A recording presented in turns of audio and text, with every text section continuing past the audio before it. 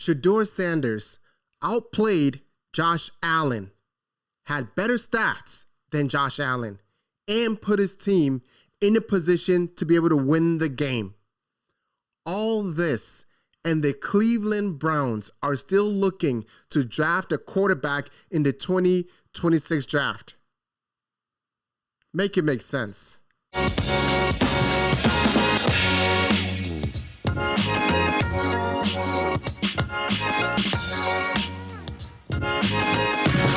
Welcome to the Nick Kabari Show, where I talk about football, I talk about my Philadelphia Eagles, I give you breaking news, post-game reactions, and more. If you like any of that, which I know you do, make sure you find the red subscribe button, click on it, and make sure you hit the bell notification icon so you don't miss out on anything that I put out from here on out. We're wrapping up 2025. There's still a lot more videos to come for 2025, so make sure you hit that subscribe button so you can get right into all of it with me. Let's go. So just to give you a little recap of the game, the Buffalo Bills versus the Cleveland Browns. The Buffalo Bills outlasted the Browns, winning 30-27. And I say outlasted because this wasn't a convincing win by any means by the Buffalo Bills. This was a win where the game was teetering. And it could have gone either way. To be perfectly honest with you, it should have gone the Browns' way. Because Shedeur Sanders did almost everything right to be able to put his team in the position to be able to win this game. Okay? This was an interesting game because you had the current reigning NFL MVP in Josh Allen playing versus a rookie and a rookie with only his fifth start of the season with as many reps, as many weeks as reps as well. His fifth start of the season and his 5th weeks of getting reps. Shedeur Sanders didn't look out of place in this game. He was playing against the reigning NFL MVP, and he just didn't look like a rookie. He didn't look like this was only his 5th NFL start against one of the best players, best quarterbacks, best teams, best coach teams in the game. I would argue that Shedeur Sanders had a much better game than Josh Allen, especially being that he had a lot less help around him. I think one of the things with the Bills right now is that they're feeling the squeeze of not having a number one quarterback or a number one wide receiver, They're feeling that squeeze because when Stephon Diggs was there and Stephon Diggs was doing his thing, and of course, he would complain when he didn't get balls to him and things as such and blah, blah, blah. But they're like, oh, he's being a diva. We don't need the distractions. You know, if he doesn't want to be here, he can leave. What do you have now, Bills? Because I don't see the Bills going far. You are lacking, to say the least, in the wide receiver department. Keon Coleman, I think I won't call him a bust. It's way too early to tell. I won't call him a bust because sometimes a lot of these things are situational. A lot of these things have to do with the team. A lot of these teams has to do with what the coach sees the team playing like and perhaps that receiver having to fit the mold. I think he can still go on and have success. He has the frame. Does he have the hands? Sometimes. But the Bills are definitely feeling the squeeze of what it's like to not have a wide receiver that is your number one receiver. And that's why I don't think that they're going to go far in this playoffs. And when I see Josh Allen doesn't look as comfortable. The Browns on paper are not a real good team. The defense is, but the Browns on paper are not a good team overall. And Josh Allen struggled in this game. He struggled in this game. Let's get back to the stats because Josh Allen had 130 passing yards, completed 63% of his passes, and had 0 touchdowns. 0 touchdowns. That's weird to say. It's a really weird stat with the player the stature of Josh Allen. saying that he had 0 touchdowns in a game. Shedeur Sanders, on the other hand, had 157 passing yards, a 69% completion, better than Josh Allen's, 2 interceptions, 2 more than Josh Allen, and 1 touchdown. He got a touchdown under his belt against this Bills defense. And one thing the Bills did well in this game is they knew that Shedeur could throw. And one thing I like about Sean McDermott, although I think his time in Buffalo should come to an end. That's a different video for a different day. But one thing I like about and I respect about Sean McDermott is that he is a very good defensive-minded coach. And it's kind of like they baited Shedeur to throw. And Shedeur didn't take the bait. A lot of it were short passes, checkdowns. They try to do a little bit of some trickery, but they were making sure that if Shedeur pulled back and was going to launch it, that they were ready for it. And I think Shedeur, for that part, played it perfectly because they saw what the Bills were trying to do. They saw it, and he didn't take the bait. So, kudos to Shedeur for that one. But clearly, the Cleveland Browns are just, I don't want to call them names because it's not like they watch this and they're gonna know anyway. But they just seem to make inept moves. They just seem to make inept moves for no apparent reason. That's just the thing, for no apparent reason. I have not paid any attention to the Cleveland Browns until this season, only because they drafted Shedeur Sanders. Yes. Only because of Shedeur is the only reason I know anything about the Cleveland Browns.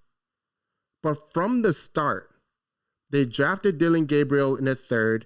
They drafted Shedeur in the 5th. But they already had Joe Flacco and Kenny Pickett. So they had 4 quarterbacks. And we all know what happened. I'm not going over all of that, but just to give you an idea of their mindset. And then they traded those 2 veterans, Joe Flacco and Kenny Pickett. But while giving them all the reps through camp and through preseason,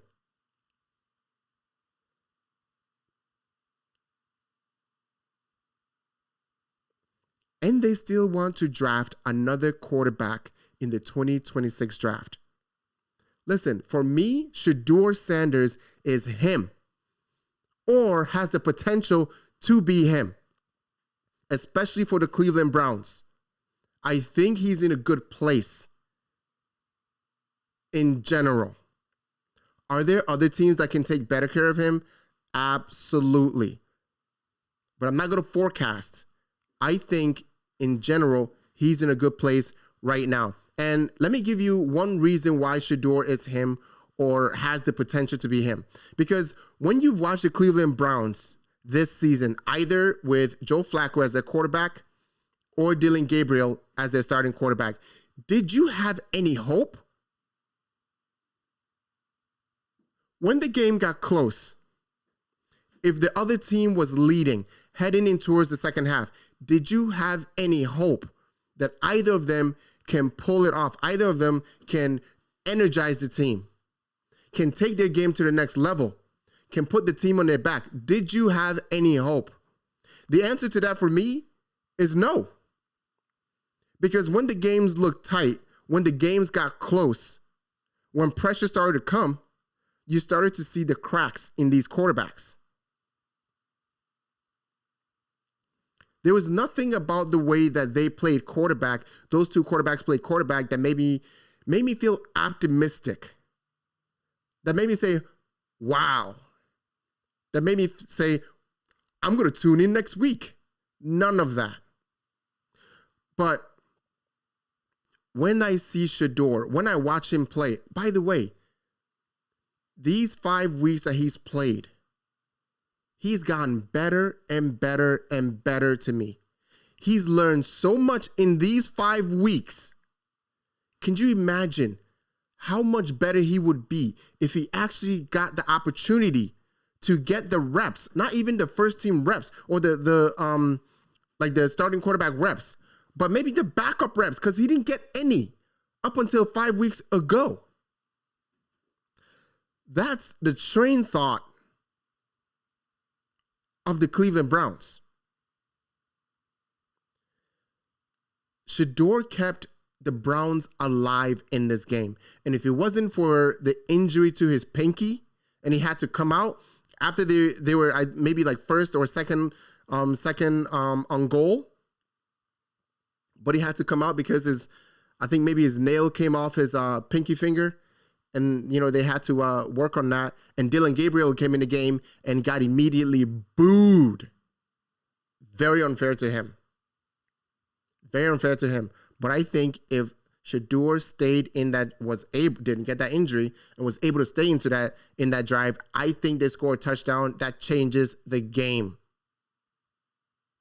Shedeur is the only Browns quarterback I've seen this season that gives the Browns a real chance to win games.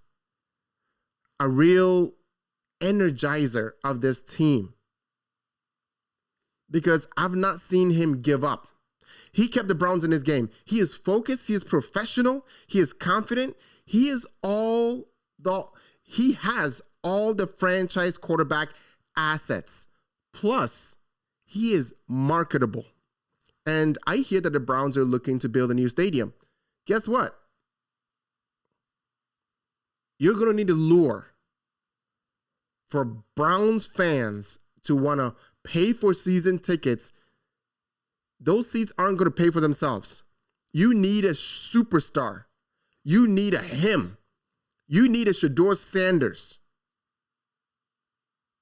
You need your next franchise quarterback to be able to say, hey, fans, this is why you'd want to come to games. This is why you don't want another 3-and whatever season, a 3-game winning season. Because Shedeur can get you to a winning season. I strongly believe that. But there's a reason that I nickname the Browns the Cleveland Stained Browns, because they will always find a way to stain things up. The answer could be right in front of them, and boy, they still have to do a Carmen Sandiego search to find whatever they need to find that's right in front of them. So, Cleveland Stained Browns, I leave you with this. You have your future right in your hands. Don't pull a Jerry Jeudy and drop this one. Please don't. But friends, what are your thoughts? Should the Browns draft another quarterback in the 2026 draft and recreate this whole 4-quarterback room just like they did last year? Because that's exactly what's going to happen. Unless if they trade someone before camp. I don't see them doing that. They still have Deshaun Watson, Dillon Gabriel. They'll have Shedeur Sanders and whoever else they draft. That's 4. Are we going to relive this whole cinematic event that happened this year? I hope not. But let me know your thoughts in the comments below. Thanks for watching the Nick Cabrera Show, and make sure you subscribe for more, and I'll see you in the next one.